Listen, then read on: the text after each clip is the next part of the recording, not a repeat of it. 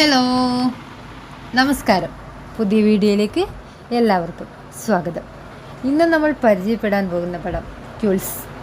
വീഡിയോയിലേക്ക് പോകുന്നതിന് മുമ്പ് ഈ ചാനൽ നിങ്ങൾക്ക് ഇഷ്ടപ്പെട്ടെങ്കിൽ ലൈക്ക് ചെയ്യൂ, ഷെയർ ചെയ്യൂ, സബ്സ്ക്രൈബ് ചെയ്യൂ.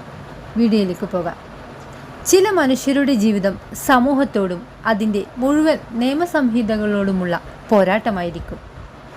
അവർ എഴുത്തിലൂടെ, ചിത്രരചനയിലൂടെ, സിനിമയിലൂടെ, പാട്ടിലൂടെയെല്ലാം ഈ ലോകത്തെ വെല്ലുവിളിച്ചുകൊണ്ടേയിരിക്കും.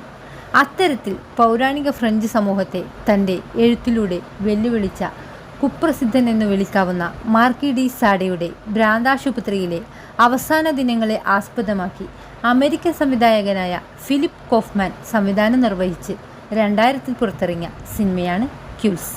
ഈ സിനിമയെക്കുറിച്ച് പറയുന്നതിന് മുമ്പ് മാർക്കി ഡി സാഡയെക്കുറിച്ച് അല്പം കാര്യങ്ങൾ പങ്കുവയ്ക്കാം. ആരായിരുന്നു മാർക്കി ഡി സാഡെ? 18-ാം നൂറ്റാണ്ടിൽ ഫ്രാൻസിൽ ജീവിച്ചിരുന്ന പ്രസിദ്ധനായ എഴുത്തുകാരനും തത്വചിന്തകനും വിപ്ലവകാരിയുമായിരുന്നു മാർക്കി ഡി സാഡെ. അന്നത്തെ ഫ്രഞ്ച് ഭരണകൂടത്തിൻ്റെ കണ്ണിലെ കരട് എന്ന് വിശേഷിപ്പിക്കാവുന്ന തരത്തിൽ തൻ്റെ എഴുത്തുകളിലൂടെ സാമ്പ്രദായികമായ സദാചാര സങ്കല്പങ്ങളെ വെല്ലുവിളിച്ച അക്കാലത്തെ പ്രമുഖരെ കഥാപാത്രങ്ങളായി ആക്ഷേപഹാസ്യ കഥകളും നാടകങ്ങളും എഴുതിയ വ്യക്തിയായിരുന്നു മാർക്കി ഡി സാഡെ. നമുക്കെല്ലാം സുപരിചിതമായ സാഡിസം എന്ന വാക്കിൻ്റെ ഉത്ഭവം മാർക്കി ഡി സാഡയിൽ നിന്നാണ്. അതിഭീകരമെന്നോ തീവ്രമെന്നോ വിശേഷിപ്പിക്കാവുന്ന ലൈംഗിക ഫാൻറ്റസികളും ഇറോട്ടിസവും നിറഞ്ഞതായിരുന്നു അദ്ദേഹത്തിൻ്റെ കൃതികൾ. അതേസമയം തന്നെ അവയിലെല്ലാം അന്നത്തെ വ്യവസ്ഥിതിയോടുള്ള ശക്തമായ പ്രതിഷേധമുണ്ടായിരുന്നു. അദ്ദേഹത്തിൻ്റെ എഴുത്തുകളുടെ സ്വഭാവം കൊണ്ട് തന്നെ അവയെല്ലാം ബ്ലാക്ക് മാർക്കറ്റിൽ വൻ വിജയങ്ങളായി. സ്വാഭാവിക പ്രതികരണമെന്ന നിലയിൽ ഗവൺമെൻറ് അദ്ദേഹത്തെ ഭ്രാന്താശുപത്രിയിൽ അടച്ചു. ഏകദേശം 30 വർഷത്തോളമാണ് മാർക്കി ഫ്രാൻസിലെ വിവിധ ജയിലുകളിലും ഭ്രാന്താശുപത്രിയിലുമായി തൻ്റെ ജീവിതം തള്ളി നീക്കിയത്. അതായത് ഒരു മനുഷ്യായുസിൻ്റെ ഭൂരിഭാഗവും ജയിലിൽ ഭ്രാന്താശുപത്രിയിൽ കഴിയേണ്ടി വരുന്ന അവസ്ഥ. അവിടെയും അദ്ദേഹം വെറുതെ ഇരുന്നില്ല. ഭ്രാന്താശുപത്രിയിലെ ജോലിക്കാരെ സ്വാധീനിച്ച് രഹസ്യമായി എഴുതി. വിവിധങ്ങളായ പീഡനങ്ങൾ ഏറ്റുവാങ്ങി മരിക്കുന്നതുവരെയും എഴുതി. പ്രമുഖ സൈക്കോളജിസ്റ്റുകളായ Sigmund Freud, ലക്കാൻ, തത്വചിന്തകരായ നീഷെ, Simon D ബുവർ, Albert കാമു, ബോഡിലെയർ തുടങ്ങിയവരെല്ലാം ഇദ്ദേഹത്തെക്കുറിച്ചുള്ള പഠനങ്ങൾ പ്രസിദ്ധീകരിച്ചിട്ടുണ്ട്.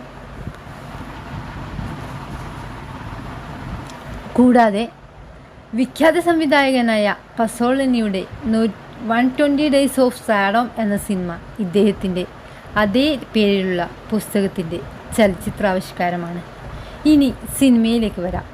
ഫ്രാൻസിലെ ചാരൻടൻ എന്ന ഭ്രാന്താശുപത്രിയിലെ മാർക്കിയുടെ ജീവിതത്തിലെ അവസാന നാളുകളെക്കുറിച്ചാണ് സിനിമ സംസാരിക്കുന്നത്.